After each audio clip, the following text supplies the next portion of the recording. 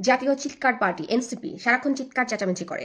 একজন বলে যে আমার হচ্ছে গ্রামের বাড়িতে সবচাইতে পুরাতন বাড়িটাই হচ্ছে আমার, ভাঙা মাটির মধ্যে অর্ধেক ঢুকে গেছে। এখন সে বলে যে গ্রামের সবচাইতে বড় বাড়িটাই হচ্ছে আমার, যেখানে হচ্ছে 1 একর জমির মধ্যে তার বাড়ি হয়েছে। আরেকজন বিশিষ্ট জ্ঞানী সে হচ্ছে এসএসসি পাশ করেও বলতেছে যে সে মাসে 3 লক্ষ টাকা আয় করে লিখে। ও মাই গড, সে কত বড় একজন লেখক। এবং হচ্ছে তারা বলে তারা হচ্ছে সবচাইতে কি বলবো, Gen Z party, national citizenship party ওরফে ন্যাশনাল চিৎকার পার্টি।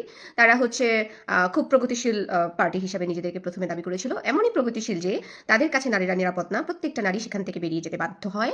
একটি নারীও নাই তাদের পার্টিতে। তারা হচ্ছে নারীহীন একটি দল, যেই দলে আমি যাই না তারা নারীদেরকে ছাড়া কিভাবে কি করবে, মানে তাদের দৃষ্টিতে বা তাদের সমাজে তাদের দেশে কোনো নারী অবস্থান করবে না, আমরা সেটা বুঝতে পারছি।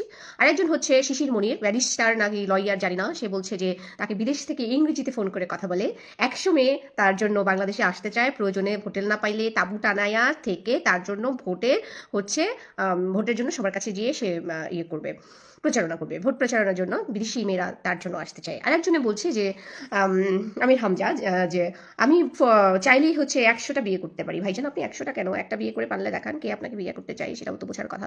এখন আপনি বিয়াই করবেন নাকি হচ্ছে নির্বাচন করবেন, সেটা একটা বিরাট প্রশ্ন। আপনি নাচতে নাচতে যে আপনি স্লোগান দেন, এটাতে কি বিয়ার জন্য স্লোগান দেন নাকি ইলেকশনের জন্য স্লোগান দেন? মানুষ তো কনফিউজড।